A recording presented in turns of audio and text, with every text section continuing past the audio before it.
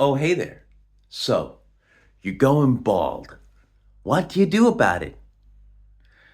Yeah, so basically, just thinking about the transition of when a man goes bald and that journey and how it's fraught with anxiety and my own personal journey there as well of how that gradual depreciation of your hair over time is being taken away from you.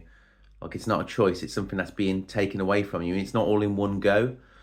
With normal male pattern baldness, it just recedes, doesn't it? And it just gradually goes. So it's like a torture that's elongated over a number of years. And with that length of time, you start adjusting the way you live your life and the way you think about things, the things you do in your life, the places you go, people you see, the way you carry yourself, confidence, and it depreciates over time because of how long it's taken for you to fully go bald. And then people don't really the reason why I just had a thought about this is that people make light of a man's journey into baldness. Like it's seen as a joke, isn't it? It's funny, like you bald so and so or whatever, and it's people are like almost laughing it off. He's bald, he looks like Grant Mitchell, looks like Phil Mitchell. It's that sort of thing. Whereas a lot of men are worried about it. A lot of men have anxiety about it. A lot of men are restricted in what they do with their lives and would lead a lot more fuller, richer lives if they just like accepted it quicker rather than spend years trying to like prevent it and then fight a a war against your hairline, which you're inevitably going to lose.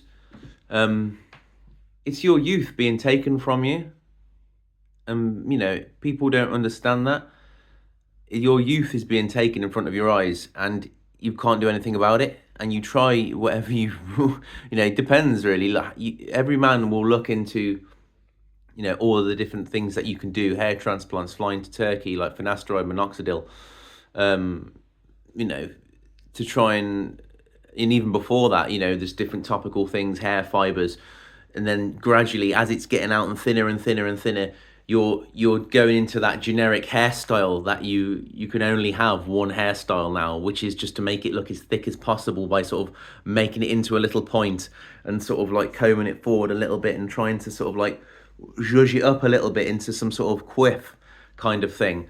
And then you'll walk past, a shop window and you'll see the glare and you're like, oh my goodness me.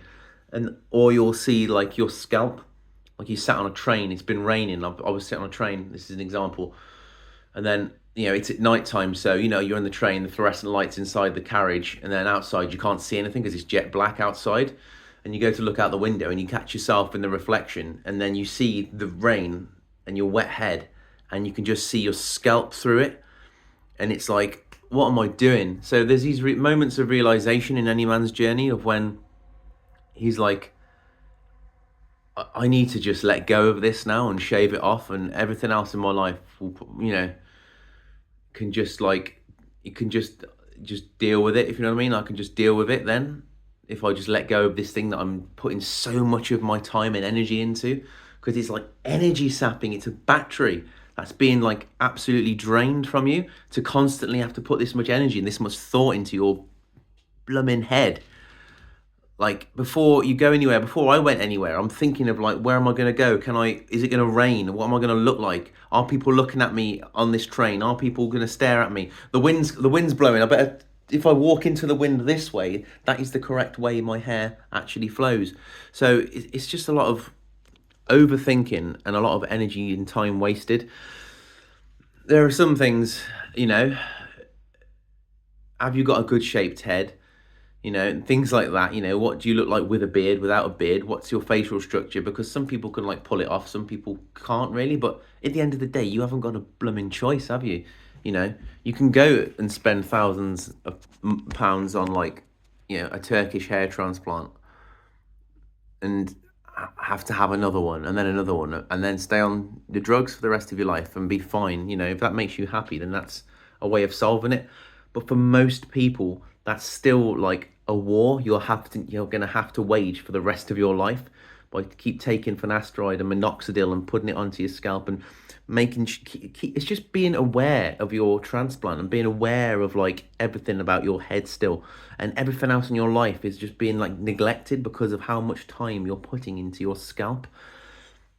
It's quite difficult in some respects. Like, none of these things work, and the right thing to do is just to shave it off and get rid of it and accept it and then move on, and people will notice that change in you and they'll see that confidence and the way you're carrying yourself now, because and you'll feel liberated. There's a lot of different people on YouTube and stuff that are sort of like saying this thing now, this movement of just get rid of it, and live your life. You are as you are, you can't do much about it. You're not going to win this fight, but there are things you can do, which aren't as invasive, which is what I've done. I had some SMP on the top of my head, so at least I've got, the faded hairline there. So that gives me some confidence. And it's not a fight that so that does sound a bit contradictory that I've had that procedure done, but it gives me that level of confidence that I've actually got a hairline there and I can just deal with this now forever. I haven't got to take any drugs. I haven't got to keep going back and having it topped up. I haven't got to do anything to it. It's basically the same as shaving your head and being bald, but it's just filled in where the hairline used to be. So that's one thing you can do. You look into SMP and just rock the bald head with a bit of a fake hairline, which I think is good. When I started going bald, that wasn't available as widely. SMP, like scalp micropigmentation, if you don't know what it is, basically a head tattoo, wasn't around. Now it's like you can go to some quite good places. Like, I went to a really good guy who took a lot of time and effort in thinking about like my fair hair and like what sort of pigment to do it to make it look like it blends into the rest of it, so it doesn't look like odd.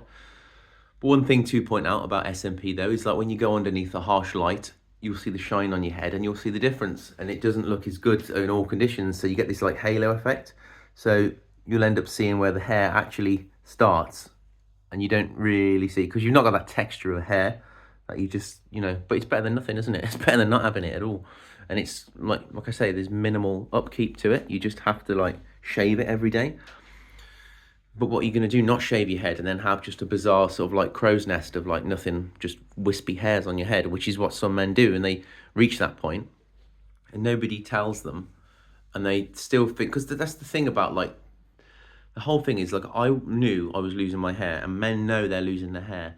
And this is the crucial thing. It's that point of realization of, I've just got to get rid of this now and shave it off and accept it.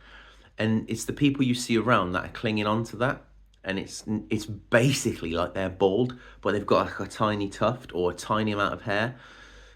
So, and it's a gradual process, so it's not like you wake up overnight and then look at yourself in the mirror and think, oh my god, you look bald.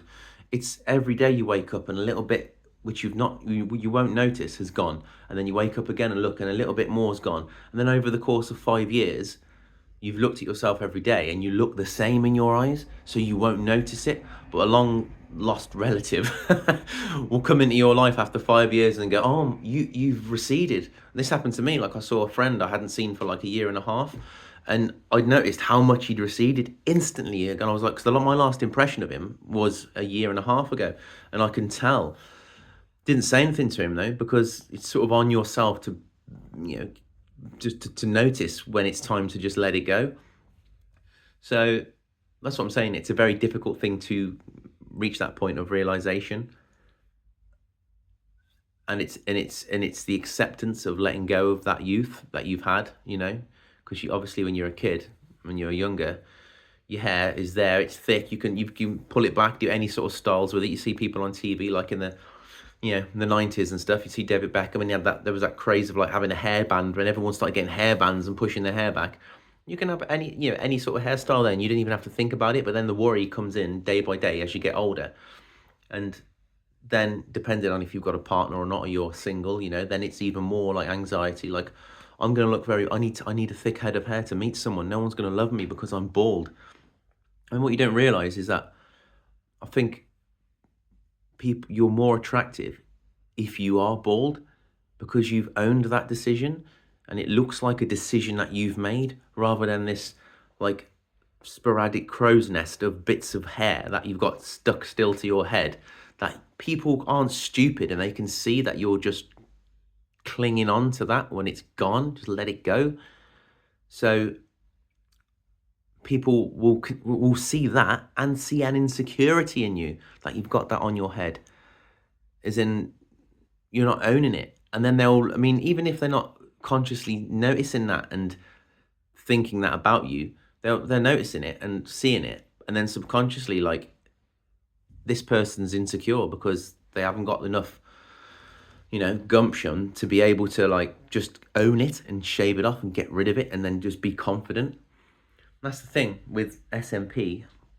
It looks like it's a choice. I've chosen to shave my head. I've got a thick hairline. Look at it. I've got a thick head of hair, but I just shave it off because I'd rather not have it and not bother with it and just like get out of the house and start working and doing stuff, But in reality, it's not. In reality, it's like, what can I do to make my hair look as good as possible with the resources that I have, and make an educated decision. So there you go. Just a bit of a thought thing there for you. Just, if you go, contact me in the comments and that, because I like this sort of community that builds up around male pattern baldness, and people who are going bald can understand. Only you can understand that feeling of like it being taken from you, and all the stages that you go through of trying to like retain it and panic and keep it. And the anxieties when you leave the house and when you don't go to social events and you don't do stuff with your mates because everyone's looking, and you're wearing a hat all day long and your head's sweating and your hat stinks of sweat because you've had it on your head for so long because you're too embarrassed to take it off. So, get a grip of yourselves. So yeah, leave a comment. Let's have a chat about it, because, people need to take it seriously. I mean, it's not, people, you're not dying. You've got your whole life ahead of you to live and stuff. Just shave your head and get on with it,